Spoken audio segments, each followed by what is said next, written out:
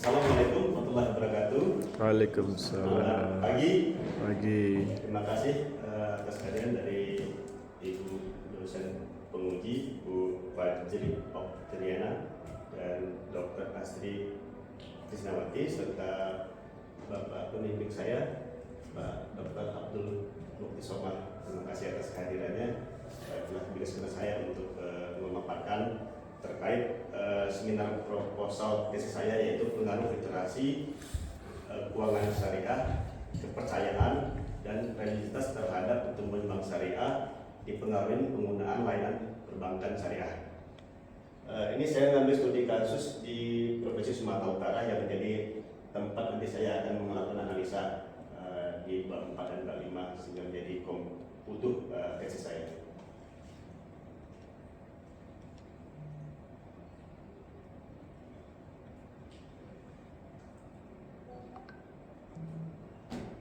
Oke, perkenalkan, mungkin sebelumnya kita belum berkenal ya.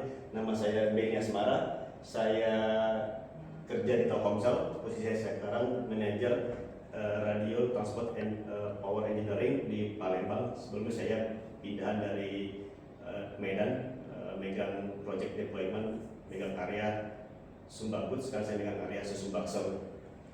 Saya sudah 24 tahun di dunia telco.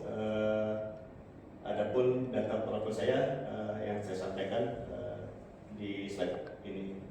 Mungkin langsung aja ke slide pemaparannya. Bab 1 pendahuluan.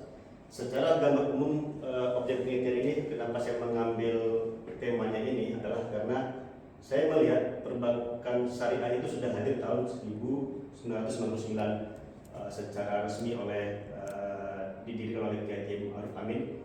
Tapi setelah 26 tahun kita melihat bagaimana pergerakan pertumbuhan bank syariah sangat lambat dibandingkan bank konvensional atau bank BPR, ataupun sekarang ada bank baru, bank jago, bank digital gitu ya, yang berasal dari bank kartu. Walaupun kinerja cukup positif, tapi secara pertumbuhan tidak signifikan dibandingkan bank lain, maka di dalam hal ini kita mengambil parameter apa aja yang mempengaruhi bahwa pertumbuhan suatu perbankan. Salah satunya adalah dana pihak ketiga. Dana pihak ketiga himpunan dari dana yang ditampung oleh bank, baik dari nasabah, perorangan maupun kelompok atau perusahaan. Kelihatan di sini bahwa pertumbuhan dana pihak ketiga DPK itu sangat kecil, hanya 2% dibandingkan bank konvensional sangat besar, baik secara progres presentasinya maupun dari secara volumenya.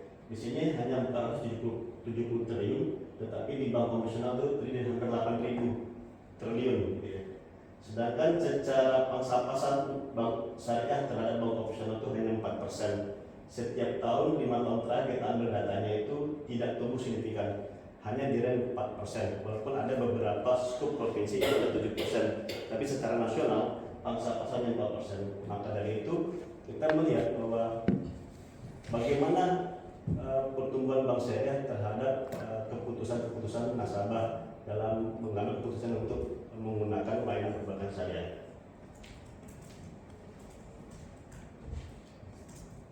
Yang berikutnya adalah literasi. Literasi menjadi kunci penting bagaimana masyarakat itu paham terhadap produk-produk syariah, mengerti terhadap penggunaan atau pengolahan keuangan, baik secara keuangan umum maupun keuangan syariah.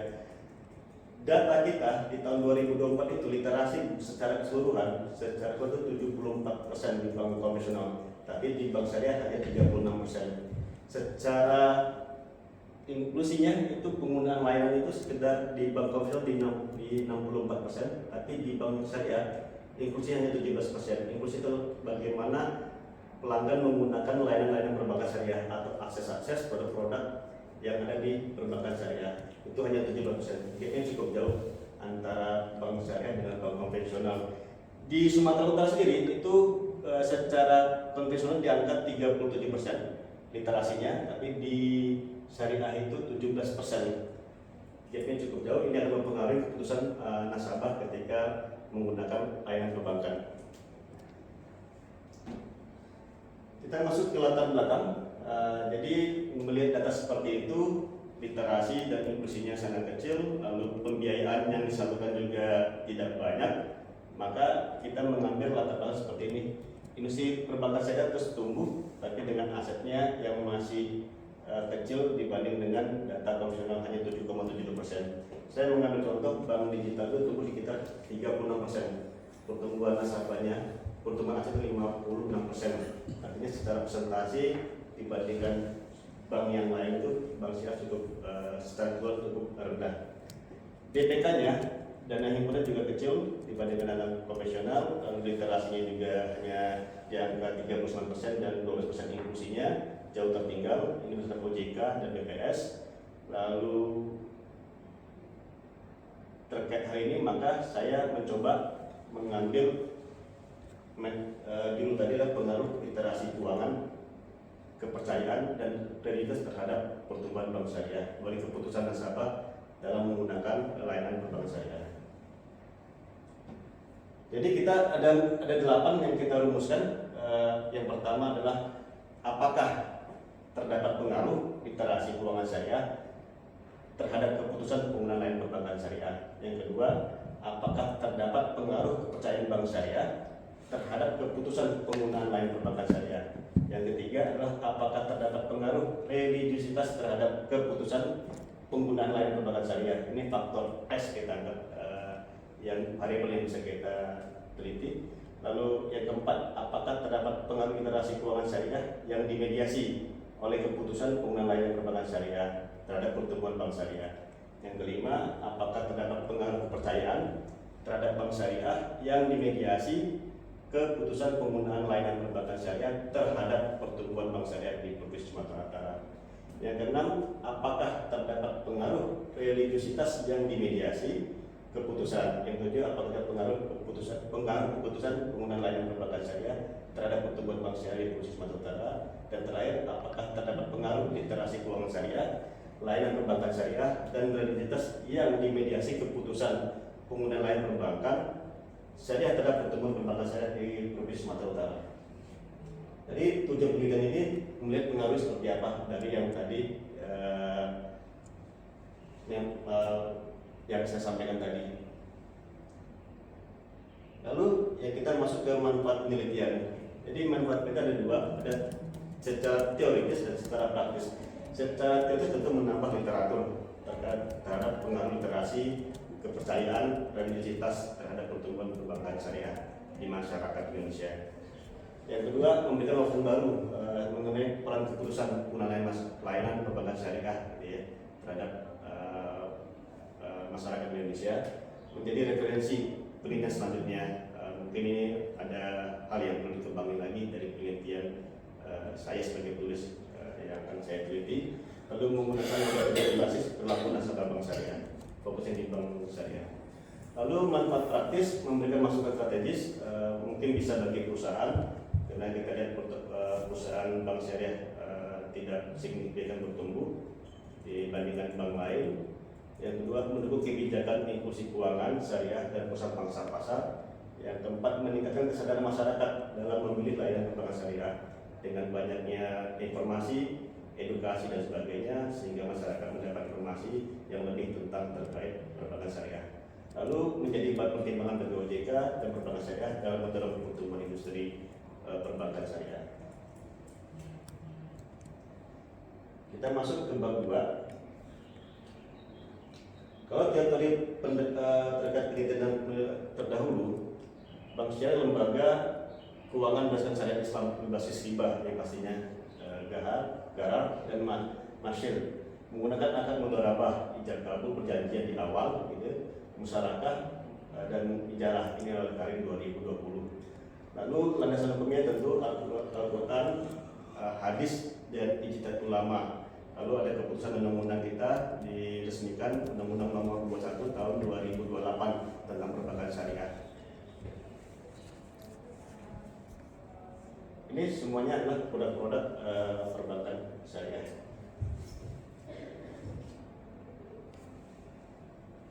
Bank syariah fungsi secara umum sama dengan bank lainnya, tapi di sini ada syariat Islam yang diterapkan di perbankan syariah. fungsi menjadi investasi, investor, sosial, dan jasa keuangan. Ciri-ciri bank syariah itu bebas riba, dana nasabah, titipan investasi sudah dijamin, tidak jual beli uang sejenis, pendapatan non halal, kegiatan sosial, diawasi DPS dan kemudian istilah fikih ini ada di Hasibuan dan Malvinawati tahun 2001. Definisi keuangan mampu mengelola keuangan secara bijak untuk kesejahteraan. Ini oleh Nababan dan Sadaliah dalam Putri dan Susanti 2015, OECD tahun 2016 dan OJK tahun 2017 datanya. Nah, tingkat literasi itu ada 4. Kita ada well literate, sangat paham sekali terkait literasi. Lalu sufficient itu cukup paham, less paham dasar, dan non literate itu tidak paham. Jadi kita kategorikan yang tingkat literasi menjadi 4 bagian. Lalu indikatornya yaitu oleh Yanti 2019 mengatur keuangan dasar, investasi, menabung dan mengelola kredit, perlindungan via asuransi.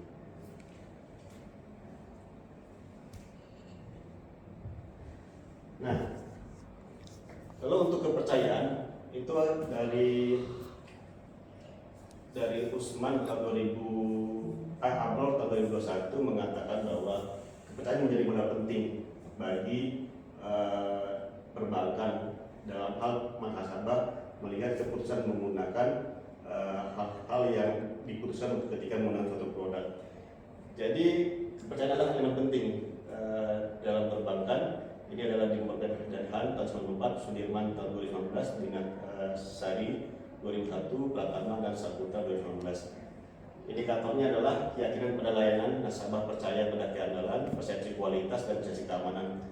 Dan religiositas adalah dalam Harun Nasution dan Muzakir mengatakan adalah komitmen seseorang terhadap ajaran agama yang tercermin dalam keyakinan, ibadah, perilaku, dan aktivitas sosial. Di dalam 12 ini Usman 2017 mengatakan bahwa kepercayaan dari itu hal yang penting juga bagi pertumbuhan nasabah dalam menggunakan layanan produk-produk syariah gitu ya.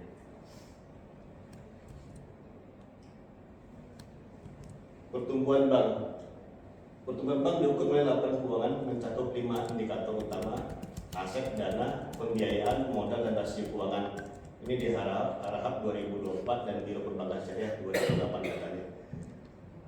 Sedangkan keputusan nasabah adalah hasil dari proses mental atau fisik dalam memilih suatu alternatif terbaik guna menentukan pilihan gitu ya. Ini oleh Fahmi 2014 dan Hendra 2015 dan Putri 2021 di jurnal sebelumnya. Ya, faktor-faktor yang mempengaruhi dengan meliputi budaya sosial, keputusan pribadi, ya, dan psikologis dari pemilihnya. Kita masuk teritori terkait penelitian dari penelitian terdahulunya, yaitu penelitian terdahulunya ini sudah ada penelitian terdahulunya di Abrol juga sudah meneliti terkait variabel yang saya teliti dari misalnya dari influencer, informasi, edukasi, kepercayaan, religi. Nah, kita akan menambahkan hal-hal yang belum ada seperti kepercayaan dan keputusan dalam menggunakan layanan perbankan syariah.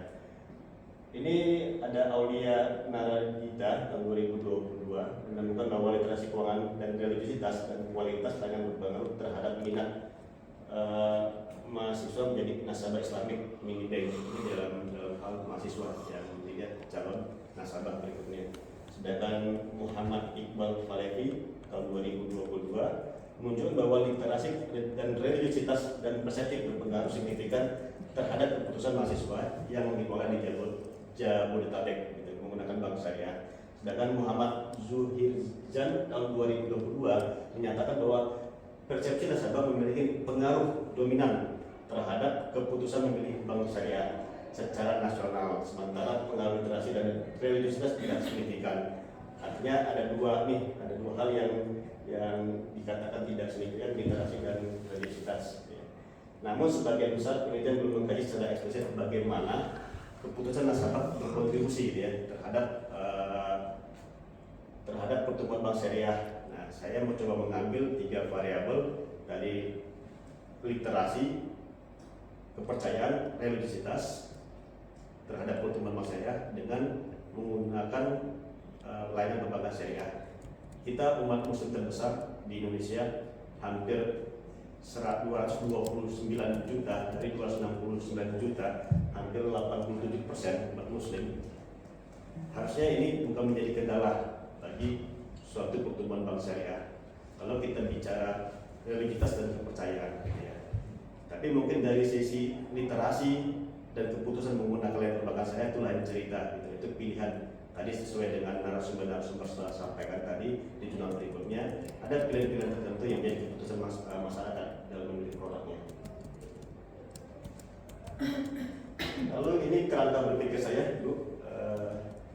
Saya mengambil variabel X-nya itu literasi keuangan syariah, kepercayaan dan religiusitas terhadap keputusan menggunakan lembaga syariah, lalu dan itu akan menimbulkan sebagai faktor sebagai faktor yang hasil yang akan diukur adalah pertumbuhan bank syariah. Ini tadi yang saya jelaskan di halaman sebelumnya adalah H1 sama H3 itu adalah literasi keuangan syariah dapat berpengaruh, H2-nya kepercayaan terhadap bank syariah dapat berpengaruh juga positif, religiusitas berpengaruh positif terhadap keputusan menggunakan lembaga syariah, lalu literasi keuangan syariah yang dimediasi, kepercayaan terhadap bank syariah yang dimediasi, dan religiusitas yang dimediasi terhadap yang dapat berpengaruh positif terhadap pertumbuhan bank syariah di Provinsi Sumatera Utara. Lalu H7 dan H8 keputusan penggunaan lembaga syariah itu nanti berpengaruh positif, dan H8 literasi keuangan syariah layanan perbankan syariah dan religiusitas yang dimediasi pengguna keputusan syariah dapat berpengaruh positif. Ini kerangka berpikir saya, mudah-mudahan ini bisa saya terapkan di selanjutnya.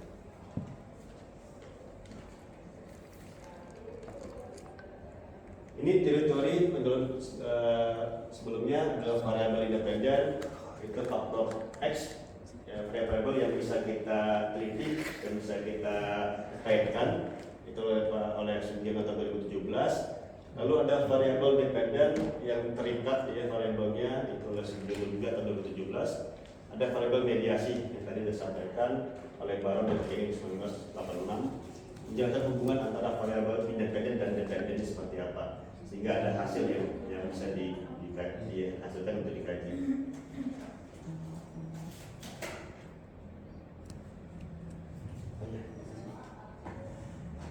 Kita masuk ke jenis penelitiannya. Biasa jenis penelitiannya kuantitatif. Kita kuesioner, survei. Kita melihat sebagai data yang ada, lalu klausal, berdasarkan tantangan yang mau kita. Berdasarkan keterlibatan peneliti, minimal intervensi, berdasarkan analisis individu, dan berdasarkan penelitian cross-seksional, lalu metode pengolahannya adalah structural equation modeling. Ini sesuai dengan teori yang sudah ada. Kita menggunakan optimal variabel dari Sugiono dan Indrawati 2015-2021. Ini operasional variabel X-nya, Ibu. Ada literasi keuangan syariah. Kita definisinya bagaimana pengetahuan, keterampilan, dan keyakinan individu dalam mengelola keuangan sosial, keuangan sesuai dengan prinsip-prinsip syariah. Ada LKS 1 sampai LKS 4. Ada indikatornya adalah pengetahuan dasar keuangan syariah, pemahaman produk investasi syariah, pengelolaan keuangan dan kredit, dan perencanaan keuangan syariah. Lalu ada kepercayaan, keyakinan nasabah terhadap reliabilitas, integritas, dan keamanan layanan perbankan syariah. Kita kemarin ada musibah BSI dihacker, itu merupakan bagian dari kepercayaan. Bagaimana konsumen bisa percaya terhadap suatu perbankan, maka hal-hal seperti itu menjadi kendala bagi perbankan syariah. Lalu ada indikator adalah keyakinan terhadap layanan bank, persepsi kualitas layanan, dan persepsi keamanan layanan. Itu termasuk kita teliti di indikatornya. Lalu ada variabel SPTB-nya religiusitas, ya, oleh Abrol, Usman, dan Jolan di tahun 2022-2021. Tingkat komitmen individu terhadap ajaran agama Islam, ini religiusitas tadi yang mempengaruhi perilaku keuangan berbasis syariah gitu ya. Jadi kalau dia taat agama, patuh kepada ajaran agamanya, kemungkinan besar pilihannya ke sini gitu. Nah, ini kita akan lihat indikatornya adalah ideologis, ritualistik, intelektual, eksperiensial, dan konsekuensinya seperti apa. Ini yang kita hitung secara skala lipat 1 sampai 5. Lalu ada variabel Z dan Y. Keputusan guna layanan perbankan syariah sebagai variabel Z, tindakan memilih produk layanan perbankan syariah berdasarkan kebutuhan, preferensi dan pengalaman. Ini ada Partner dan Carol di tahun 2016. Indikatornya preferensi terhadap layanan seperti apa, lalu pengalaman layanan, experience seperti apa selama menggunakan layanan perbankan, loyalitas terhadap bank syariah. Ini loyalitas berarti ada sudah muncul tindakan kepercayaan yang cukup tinggi kalau sudah bicara loyalitas. Lalu ada pertumbuhan bank syariah oleh Johan Haikal Raffi Wijaya adalah persepsi responden terhadap keberhasilan bank syariah dalam meningkatkan kinerja keuangan yang mencakup total aset menghimpun dana. Jadi di sini ada indikatornya adalah peningkatan total aset. Ini bicara fundamental kinerja perbankannya. Maaf Pak, boleh dipercepat saja. Iya, ini terakhir dulu paling pokok.